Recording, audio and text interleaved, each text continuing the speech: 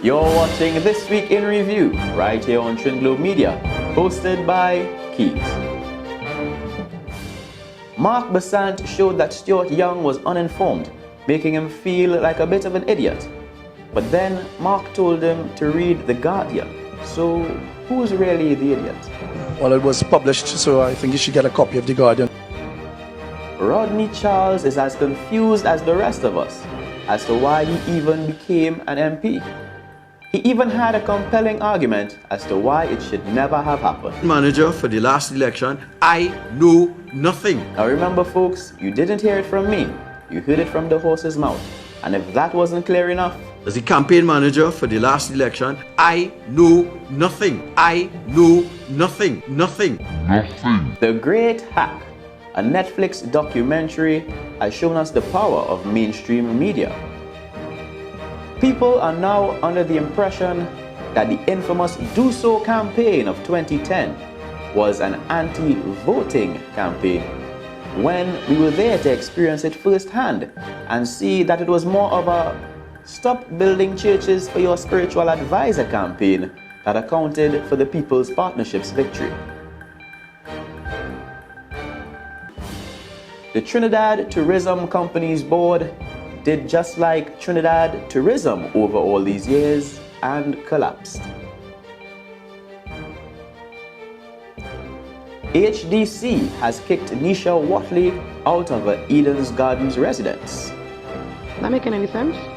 Yes, it is. Because apparently Nisha has not been occupying the unit for some time and she may have broken into someone else's home while she was staying there. Money don't worry me. Having a big house is just it. When I die, just staying right here. On the positive side, there was a video displaying some impressive defensive driving skills by our local motorists. Drivers stopped for oncoming traffic, bared left to avoid any collisions, and in some cases slowed to a complete stop as Reagan Burbal drifted in, around, and between the rest of vehicles. As entertaining as it was dangerous.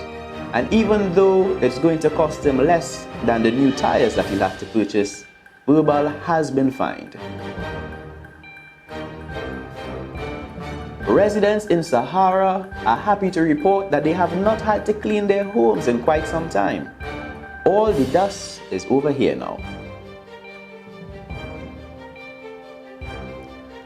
Alleged kingpin known as Sandman was killed in the most dramatic assassination, with the culprits escaping by sea. Here's what Sergeant Alexander had to say.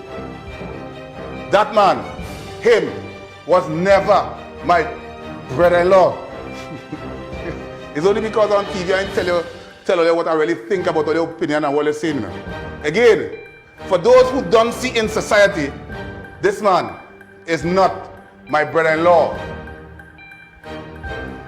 It is believed that the boat used to escape from Sandman's assassination belonged to some Orange Valley fishermen who were accosted by pirates earlier in the week. The boat engines from these vessels were found in Sealos later on, where a young entrepreneur was killed by police officers. The young man, who once purchased a Range Rover with only cash, was named after popular food company Dole, a testament to his entrepreneurial spirit.